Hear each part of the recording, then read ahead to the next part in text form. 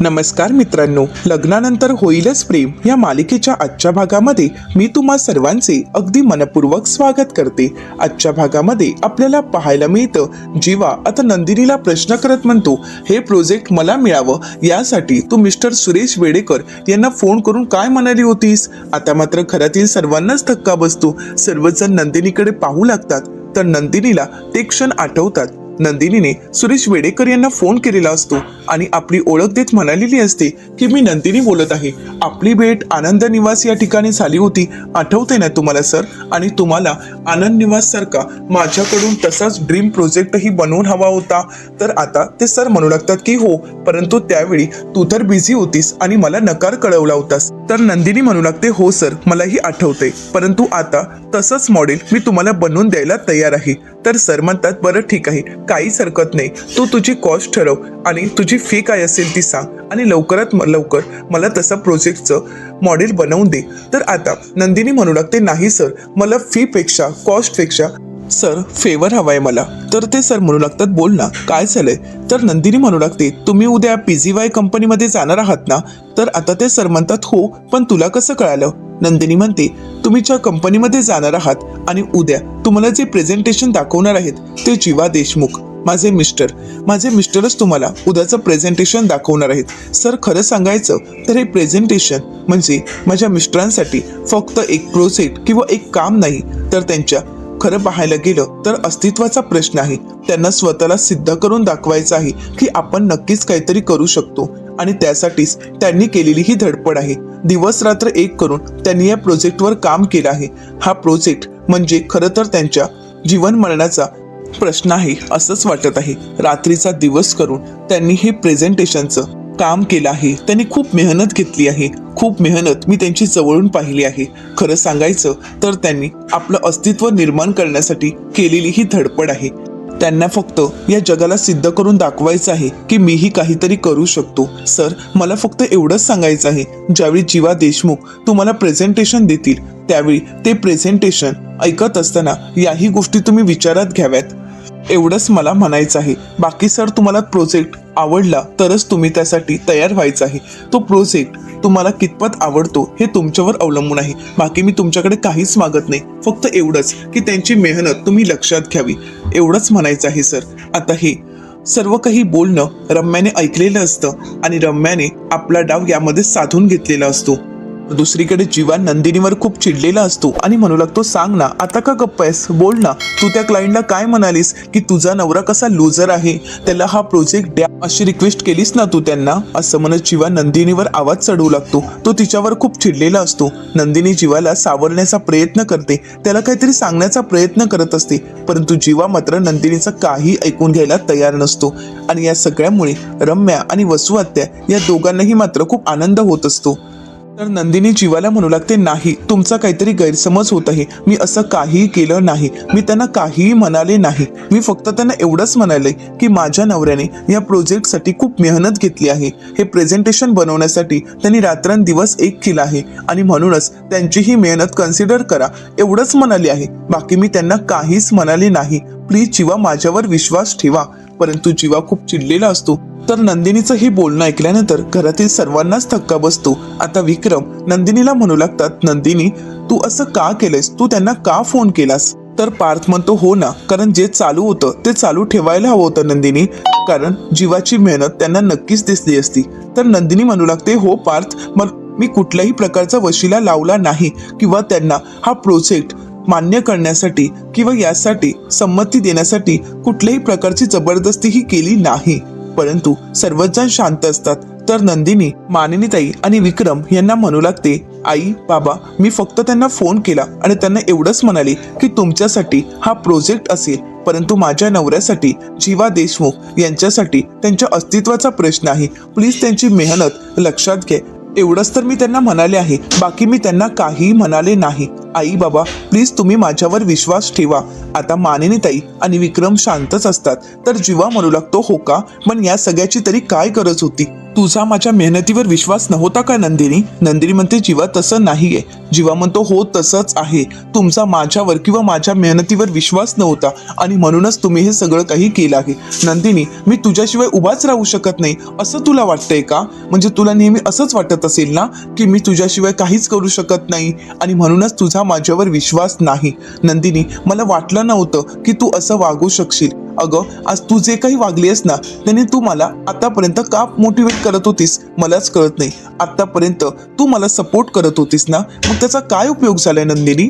आतापर्यंत मला वाटत होतं की तू मला प्रोत्साहन देतेस आणि म्हणूनच मी एवढी उंच भरारी घेतोय, परंतु नाही. आज मला कळतंय की मी स्वतःच्या जीवावर काहीच करू शकत नाही. माझं स्वतःचं अस्तित्व काहीच नाहीये आणि मी काहीच करू शकत नाही. आणि आज तुमच्या वागण्यातून मला कळलंय की मी स्वतः उडणारं पाखरू नाहीये, तर एक साधा पतंग आहे. पतंग ज्याचा मांजा तुझ्या हातात आहे. आता हे ऐकल्यानंतर नंदिनीला खूप वाईट वाटतं.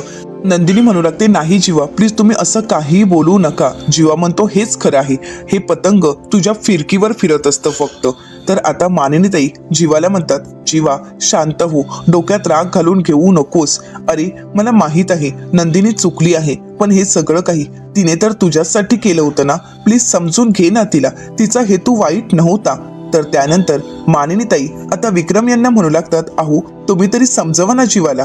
तर आता विक्रम म्हणू लागतात, आय एम सॉरी मानिनी, परंतु यावेळी मी मात्र जीवाच्या बाजूने असेल. आता हे ऐकल्यानंतर रम्या आणि वसु आत्या या दोघांनाही आनंद होतो. तर इकडे मानिनीताई विक्रम यांना म्हणू लागतात, अहो तुम्ही काय बोलताय? नंदिनीची यामध्ये खरंच काही चूक नाहीये आणि तरी सुद्धा तुम्ही जीवाला नाही का समजावू शकत? तर विक्रम म्हणू लागतात, आज जीवा जी लढाई लढत होता तो स्वबळावर लढत होता. मग त्याची ती लढाई त्याला स्वतःला लढायला द्यायला हवी होती. तर नंदिनी म्हणते, बाबा ते स्वतः तर लढाई लढले आहेत आणि जिंकलेही आहेत. मी खरंच काहीही केलं नाही. बाबा जीवा ज्यावेळी प्रेझेंटेशन देत होते त्यावेळी तुम्ही सुद्धा तिथे होता ना. तुम्ही सुद्धा जीवाचं प्रेझेंटेशन पाहिलं आहे. मग मला सांगा, तुम्हाला असं वाटतंय का बेडेकरांनी माझ्या बोलण्यावरून जीवांना प्रेझेंटेशन दिलं आहे का की जीवांच्या मेहनतीमुळे? तर आता विक्रम म्हणू लागतात, नाही, हे मात्र खरं आहे. जीवाने अगदी मनापासून ते प्रेझेंटेशन दिलं होतं. जीवाने या प्रेझेंटेशनमध्ये स्वतःला झोकून घेतलं होतं आणि त्याच्या मेहनतीमुळेच त्याला हे प्रोजेक्ट मिळालं आहे. त्याने आज जे यश मिळवलंय ते एकट्याच्या हिमतीवर मिळवलं आहे. परंतु या सगळ्यामध्ये त्याने स्वतःचा आनंद तर गमावला आहे ना.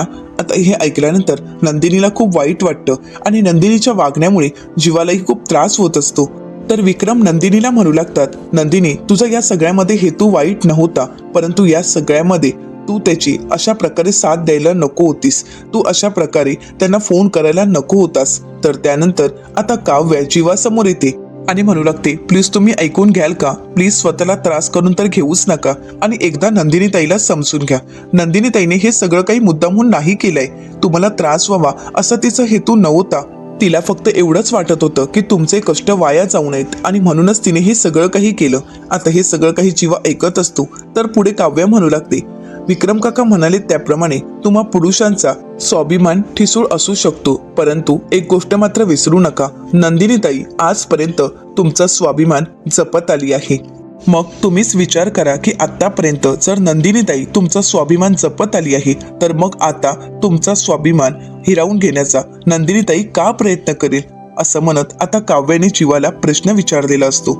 पुढे काव्या म्हणू लागते, प्लीज तुम्ही स्वतःला त्रास करून घेऊ नका आणि या सगळ्याला नंदिनीताईला जबाबदार ठरू नका.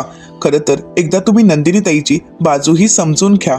आता मात्र जीवा काव्यावर चिडतो आणि म्हणू लागतो, तूही तसंच बोलणार आहेस ग? कारण तुलाही आतापर्यंत हेच वाटत आलंय की मी काही करू शकत नाही, बरोबर ना? असं म्हणत जीवा रागानेच काव्याकडे पाहत असतो. आता मात्र वसु आत्यांना धक्काच बसतो. तर दुसरीकडे पार्थ जीवाला प्रश्न करत म्हणतो, एक मिनिट जीवा, तुला असं काव्या कधी म्हणाल्यात? आता मात्र जीवा शांतच होतो. जीवाच्या या बोलण्याचा कोणालाच काही अर्थ लागत नाही आणि म्हणूनच पार्थ आता काव्याला विचारतो, काव्या तुम्ही जीवाला असं कधी म्हणालात?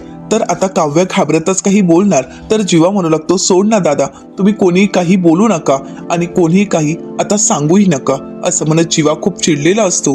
जीवा रागानेच नंदिनीकडे पाहतो आणि म्हणू लागतो, मला कळलंय की माझी काय कुवत आहे आणि माझी काय लायकी आहे ती. आणि त्यानंतर जीवा आता हात जोडत म्हणतो, प्लीज हा विषय इथेच थांबवा. असं म्हणत जीवा तिथून निघून जातो. जीवा रडतच जातो आणि हे सगळं काही नंदिनीलाही पाहवत नसतं. या सगळ्यामुळे नंदिनीलाही खूप त्रास होत असतो. नंदिनी खूप रडत असते. आता काव्या आणि मानिनीताई नंदिनीला सावरतात. तर दुसरीकडे पाहायला मिळतं वसू आत्या आणि रम्या या सगळ्याचा आनंद साजरा करत असतात. वसू आत्या रम्याला म्हणू लागतात, आज जीवाकडून नंदिनीला काय पडली आहे ना, हिच्यामुळे या घरात आपला अपमान झाला होता. हिच्यामुळे आपल्याला खूप काही ऐकून घ्यावं लागलं होतं. परंतु आज त्याच नंदिनीची ती अवस्था पाहून आपल्या झालेल्या अपमानाची कसर आपण भरून काढली आहे. रम्या आणि वसू आत्या हसू लागतात. तर त्यानंतर रम्या वसू आत्यांना म्हणते, आई, आपण तर आनंद साजरा करायचाच आहे. आज तर ते एका मोठीची जिरवली आहे, पण अजून बारकी तर आहेस ना. त्या बारकीचं काय? तिच्या पास्ट बद्दल तू काही शोधाशोध केली आहेस की नाही? तर वसू आत्या रम्याला म्हणतात, केली आहे ना. तू म्हणालीस त्याप्रमाणे ते अनिशाला भेटायलाही गेली, अनिशाकडून सत्य वधवून घेण्याचाही प्रयत्न केला, परंतु त्या पोरीने कशाचाही ठाव ठिकाणा लागू दिला नाही. तर आता रम्या म्हणू लागते, ती तर काव्याचंच व्हर्जन आहे, अगदी काव्यासारखीच आहे. तिला सुद्धा एक ना एक दिवस मी असा काही धडा शिकवणार आहे ना, ती आयुष्यात कधीही विसरणार नाही. आणि त्याच वेळी आता रम्याला फोन येतो. रम्या पाहते आणि वसू आत्यांना म्हणू लागते, आई अगं त्या हॅकरचाच फोन आहे. वसू आत्या म्हणतात, मग आता काय माझ्या परवानगीची वाट पाहणार आहेस का? अगं उचल तो फोन. रम्या फोन उचलते आणि विचारते, काय झालं? डेटा रिकवर झालाय का? आता तो व्हिडिओ दिसतोय का? असं म्हणत ती असंख्य प्रश्न विचारते. आणि ज्यावेळी ती व्यक्ती या सगळ्याचं उत्तर देते त्यावेळी रम्या खूप खुश होते आणि म्हणू लागते, हो आपण उद्याच भेटू. असं म्हणत रम्या आता फोन ठेवते आणि वसू आत्यांना म्हणू लागते, आई डेटा रिकवर झाला आहे आणि आता आपल्याला तो व्हिडिओ पाहता येणार आहे. वसू आत्या म्हणतात, नक्की ना? नाहीतर गेल्या वेळेसारखं फक्त 8 सेकंदाचा व्हिडिओ पाहता येईल? तर आता रम्या म्हणू लागते, नाही आई, आता तसं काहीही होणार नाही. कारण यावेळी आपण माणूस अगदी परफेक्ट निवडला आहे. त्यावेळचा माणूस चुकीचा होता, परंतु यावेळी चूक आपल्या हातून नाही घडणार आणि आपल्याला तो व्हिडिओ मिळणार. उद्याच आपल्याला ते फुटेज मिळणार आहे आणि उद्याच आपल्याला कळणार आहे त्या बारकीचा बॉयफ्रेंड कोण आहे. उद्या आपल्याला कळणार आहे त्या काव्याचा बॉयफ्रेंड कसा दिसतो. तर वसू आत्या म्हणू लागतात, एकदा का कळालं ना की तो कसा दिसतोय, मग त्याची माहिती काढणंही आपल्याला सोपं जाणार आहे. असं म्हणत वसू आत्या आणि रम्या खूप खुश असतात. तर दुसरीकडे पाहायला मिळतं जीवाचं सर्व बोलणं पार्थला आठवत असतं. जीवा म्हणालेला असतो, मी स्वतःच्या जीवावर काहीच करू शकत नाही. दुसऱ्यांच्या जीवावर उडणारं पाखरू आहे. मी एक पतंग आहे ज्याचा मांजा नंदिनी तुझ्या हातात आहे. तुझ्या भिंगरीवर मी फिरत आहे. हे सगळं काही बोलणं आता पार्थला आठवत असतं. त्याला खूप त्रास होत असतो आणि त्याचवेळी त्या ठिकाणी काव्या येते. पार्थची ती अवस्था पाहून काव्यालाही खूप वाईट वाटतं. आता काव्या पार्थला विचारते, पार्थ काय झालंय? झोप येत नाहीये ना? तर पार्थ म्हणतो, कशी येईल झोप? आज जे काही घडलं ते सगळं काही आठवतंय. आज जीवाला झालेला त्रास मला आठवतोय. आज जीवाच्या आयुष्यातील सगळ्यात मोठा आणि आनंदाचा क्षण, आनंदाचा दिवस होता आणि नंदिनी सुद्धा खूप खुश होत्या. घरातील प्रत्येकाला जीवाचा अभिमान वाटत होता. जीवाने जी काही अचिव्हमेंट केली होती त्यामुळे नंदिनी खूप खुश होत्या. त्यांचं ऊर भरून आलं होतं. परंतु तो आनंद आणि ते आनंदाचे क्षण क्षणार्धात बदलून गेले आणि कधी दुःखात त्यांचं परिवर्तन झालं कळालंच नाही. तर आता काव्यालाही पार्थची खूप काळजी वाटत असते. काव्या म्हणू लागते, पार्थ मी समजू शकते तुम्हाला काय वाटत असेल. पार्थ म्हणतो, हो ना, मनातील विचार जातच नाहीयेत. मी डिस्टर्ब झालोय. आत्तापर्यंत जीवाच्या आयुष्यात काय घडलंय हे तुम्हाला माहीतच असेल ना. काल परवापर्यंत जीवाच्या आयुष्यातील ते प्रसंग आणि आज घडलेला प्रसंग हे सर्व मला आठवत आहे आणि या सगळ्याचा खरंच खूप त्रास होत आहे. बाबांनी जीवावर हात उचलला होता, परंतु इतक्या दिवसानंतर त्या जीवाचा आज बाबांना अभिमान वाटत होता. त्याच्या पाठीवर बाबांच्या कौतुकाची थाप पडण्या अगोदरच नशिबाची चपराक त्याच्या पाठीवर पडली आहे असंच वाटत आहे. तर काव्या म्हणू लागते, पार्थ मला माहीत आहे की त्यांनी खूप मेहनत घेतली होती आणि विक्रम काकांनीही जीवांची बाजू घेतली, परंतु शेवटी माझी नंदिनीताई कुठे चुकली नव्हती. खरं तर जीवांनी नंदिनीताईची बाजू समजून घ्यायला हवी होती. ती तिची बाजू मांडण्याचा प्रयत्न करत होती, परंतु कोणी तिची बाजू ऐकून घ्यायला तयारच नव्हतं. नंदिनीताईच्या मनात हेतू वेगळा नव्हता. तिला वाटत होतं की त्यांना मेहनतीचं यश मिळावं, तेही खूप पुढे जावेत आणि त्यांच्या चेहऱ्यावरचा आनंद तिला पाहायचा होता. आणि म्हणूनच ओघाओघाने नंदिनीताई त्या बेडेकरांशी बोलली असावी, परंतु नंदिनीताईचा हेतू वाईट नव्हता. उगाचच आज माझ्या नंदिनीताईला खूप बोलणी ऐकून घ्यावी लागली. खरं तर या सगळ्यामध्ये तुमच्या भावाचीही तेवढीच चूक आहे. उगाच माझ्या ताईला आज एवढा त्रास करून घ्यावा लागला. तर आता पार्थ म्हणू लागतो, परंतु जे काही घडलं आहे त्यामुळे आज जीवा स्वतःच्याच क्षमतेवर शंका घेऊ लागला आहे. आज त्याला वाटत आहे की आपण काहीच करू शकत नाही. आपण जे काही आहोत ते फक्त नंदिनीमुळे आहोत. आपल्या कुबड्या ही नंदिनी आहे असं त्याला वाटू लागलं आहे. स्वतःचं अस्तित्व काहीच नाही याची जाणीव त्याला होऊ लागली आहे. आज कुठे जीवा स्वतःला सिद्ध करण्याचा प्रयत्न करत होता, परंतु या सगळ्यामध्ये नंदिनीने जो काही घोळ घालून ठेवला त्यामुळे जीवाला स्वतःच्याच आता कुवतेवर, स्वतःच्याच यशावर शंका वाटत आहे. आणि त्याला असं वाटत आहे की तो नंदिनीच्या मदतीशिवाय काहीच करू शकत नाही. तो स्वतःचं अस्तित्व निर्माण करू शकत नाही. अशी फिलिंग त्याच्या मनात येऊ नये असंच मला वाटतंय. या सगळ्यामध्ये मी नंदिनीला चुकीचं ठरवत नाहीये, परंतु जीवाने आजची मेहनत घेतली होती त्यानंतर जीवा काय आहे आणि तो कसा विचार करू शकतो हे एक पुरुष म्हणून मी समजू शकतो असं म्हणत आता पार्थही काव्याला समजावण्याचा प्रयत्न करत असतो. पार्थ पुढे म्हणू लागतो, या सगळ्यामध्ये जीवाचीही चूक नाहीये ना नंदिनीची. दोघंही आपापल्या ठिकाणी अगदी योग्य आहेत आणि बरोबर आहेत. चुकीची होती ती वेळ, ही वेळ चुकीची होती आणि या सगळ्यामुळेच हे सगळं काही घडलं आहे. तर काव्या म्हणू लागते, मी काय म्हणते पार्थ, तुम्ही त्यांच्याशी बोलाल का? तर पार्थ म्हणतो, नाही काव्या, त्या दोघांचा नवरा बायकोचा प्रश्न आहे आणि त्या दोघांमधील हे वाद आहेत, त्या दोघांनाच मिटवू देत आणि ते नक्कीच मिटवतील. तर दुसरीकडे पाहायला मिळतं नंदिनी जीवाशी बोलण्याचा प्रयत्न करत असते, परंतु जीवा नंदिनीला म्हणतो, मला तुझं काही ऐकून घ्यायचं नाही. तर नंदिनी जीवाला म्हणते, जीवा प्लीज माझं एकदा ऐकून तरी घ्या. जीवा, तुम्हाला खरंच वाटतंय का की माझा तुमच्यावर विश्वास नाहीये? मला असं वाटेल का की तुम्ही काहीच करू शकत नाही? तर जीवा म्हणतो, हो ना, मग त्यांना फोन करायची काय गरज होती? तर नंदिनी म्हणते, जीवा तुम्हाला असं वाटतंय का मी त्यांना वशिला लावलाय? नाही जीवा, मी असं काहीही केलं नाही. मी फक्त त्यांना तुमची बाजू समजावून सांगण्याचा प्रयत्न केलाय. मी फक्त तुम्हाला या सगळ्यातून सावरण्याचा प्रयत्न करत होते. तर जीवा म्हणतो, मग त्यांना तुला फोन करायची काय गरज होती? तर नंदिनी म्हणू लागते, तुमच्या काळजीपोटी जीवा असं म्हणत आता नंदिनी पोट तिडकीने स्वतःची बाजू समजावून सांगण्याचा प्रयत्न करत असते, परंतु जीवा मात्र नंदिनीचं काही ऐकून घ्यायला तयार नसतो. नंदिनी म्हणू लागते, जीवा प्लीज समजून घ्या. अहो गेले कित्येक दिवस मी बघते की या सगळ्या प्रेझेंटेशनमुळे तुम्हाला किती त्रास होत होता. तुमची मेहनत मी पाहिली आणि मग मला वाटलं की या सगळ्यामध्ये तुम्हाला यश मिळायला हवं आणि म्हणूनच मी फक्त त्यांच्याशी बोलले, बाकी काहीच वशिला वगैरे लावला नाहीये. जीवा म्हणतो, हो ना, तुला जर माझी काळजी वाटतच होती ना, मग तू माझ्याशी येऊन बोलायचं होतं, मला सांगायचं होतं. तू त्यांना फोन करायची काहीच गरज नव्हती. मला एक सांग, मॅचमध्ये एखाद्या प्लेअरला जर टेन्शन आलं, त्याला खेळायला भीती वाटत असेल, तर तू त्या प्लेयरशी न बोलता तू जाऊन अंपायरशी बोलणार आहेस का? सांग ना नंदिनी. असं म्हणत आता जीवा नंदिनीला प्रश्न करतो. नंदिनी मात्र शांतच होते. तर जीवा पुढे म्हणू लागतो, आणि एक मला सांग, आजचं जर मला प्रोजेक्ट मिळालं नसतं तर जग संपलं असतं का? मी मेहनत करत होतोच ना, एक ना एक दिवस या मेहनतीचं फळ मला मिळालंच असतं, परंतु तुला फोन करायची काहीच गरज नव्हती नंदिनी. आणि आजचा प्रोजेक्ट मला मिळाला नसता, मी हरलो असतो ना, मला काहीच वाटलं नसतं. कारण ज्यावेळी मी तुझ्याशी येऊन बोललो असतो ना, तर मला हलकं वाटलं असतं. माझ्या मनावरचं ओझं, माझं दडपण कमी झालं असतं. कारण तुझ्याशी बोलल्यानंतर मला या सगळ्यातून बाहेर पडायला शक्ती मिळाली असती, मला आधार मिळाला असता. परंतु नाही नंदिनी, तू त्यांना फोन केलास आणि माझा आधार, माझं अस्तित्वच संपवलंयस.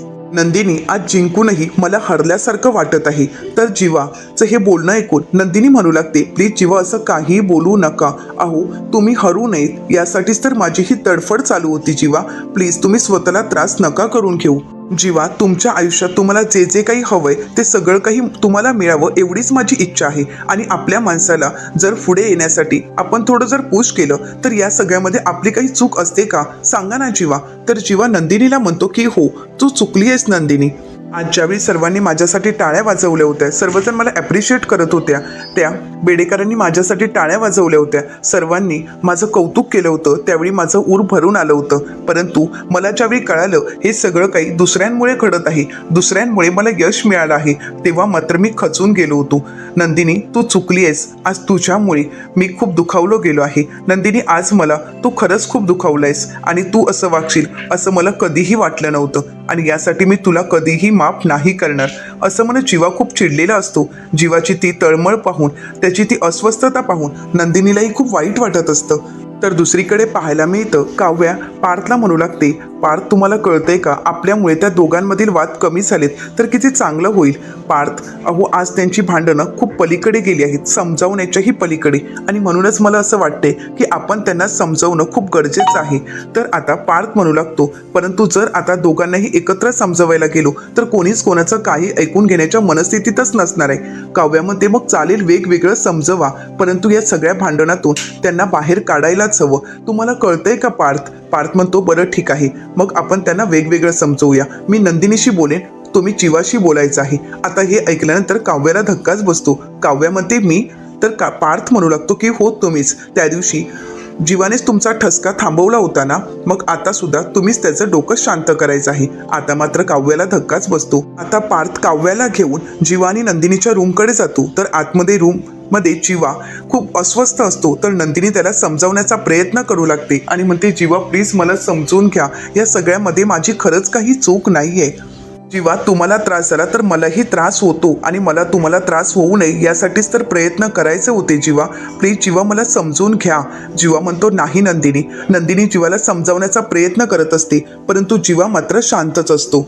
तर नंदिनी जीवाला म्हणू लागते, जीवा प्लीज मला समजून घ्या. जीवा म्हणतो, मला जगाला नाही तर तुला सिद्ध करून दाखवायचं होतं की मी काहीतरी करू शकतो, परंतु नाही, आज मी जिंकूनही हरलो आहे आणि तुझे कॉन्टॅक्ट जिंकले आहेत. असं म्हणत आता जीवा नंदिनीचा हात बाजूला करतो आणि झोपी जातो. नंदिनी जीवाला समजावण्याचा प्रयत्न करत असते आणि हे सगळे काही पार्थ आणि काव्या पाहत असतात, परंतु जीवा मात्र नंदिनीचं काहीच ऐकून घेत नाही. आता हे सगळं काही पार्थ आणि काव्याला कळालेलं असतं आणि म्हणूनच पार्थ आणि काव्या तिथून निघून जातात. तर नंदिनीला त्याचवेळी कोणाचा तरी मेसेज आलेला असतो. नंदिनी पाहते तर तिला काउन्सिलरचा मेसेज आलेला असतो आणि म्हणूनच नंदिनी बाहेर येऊन त्यांना फोन करते आणि म्हणू लागते, सॉरी सर, मागच्याच आठवड्यात मी तुमचा मेसेज पाहिला होता, परंतु फोन करायचा राहूनच गेला. तर ते सर नंदिनीला म्हणतात, काय झालं, काउन्सिलिंग नको आहे का, लग्न मान्य झालंय का? नंदिनी म्हणते, काय सांगू सर, आत्ताच आम्हा दोघांमध्ये खूप मोठी भांडणं झाली आहेत. तर ते सर विचारतात, नक्की काय झालंय नंदिनी? तर येणाऱ्या पुढील भागामध्ये आपल्याला पाहायला मिळतं, काव्या मनाचीच म्हणते की खरंच मी पार्थच्या प्रेमात पडली आहे का? तर पार्थ या प्रश्नाचं उत्तर देत म्हणतो की हो, मनापर्यंत आलं आहे, आता ओठावर लवकरच येऊ द्या. तर दुसरीकडे पाहायला मिळतं, जीवा आपली पहिली कमाई बाबांसमोर देत म्हणतो, मला माझी पहिली कमाई तुमच्या समोर सुपर्द करायची आहे. असं म्हणत ती पहिली कमाई तो आपल्या वडिलांच्या हाती देतो. तर इकडे नंदिनी आता सरांना भेटण्यासाठी आलेली असते. नंदिनी त्या सरांना म्हणू लागते की जीवांचा राग आला ना की ते खूप चिडतात, परंतु राग शांत झाल्यानंतर ते खूप शांत असतात आणि नीटही बोलतात. तर ते सर म्हणतात, आता तर तुम्ही खूपच ओळखायला लागले एकमेकांना. तर नंदिनी म्हणते, उगाचाच संसार करतेय का? तर ते सर नंदिनीला म्हणतात, हो, पण तुमच्या संसाराला एक्सपायरी डेट तर आहेच. आता हे ऐकल्यानंतर नंदिनीला धक्काच बसतो. तर आता नंदिनी आणि जीवाचं नातं सुरळीत होईल का, हे पाहणं अतिशय रंजक ठरणार आहे. मित्रांनो, अशाच मालिकांचे नवनवीन अपडेट पाहण्यासाठी चॅनलला नक्कीच सबस्क्राईब करा. आणि हो, आजचा हा व्हिडिओ आवडला असेल तर व्हिडिओला लाईक करायला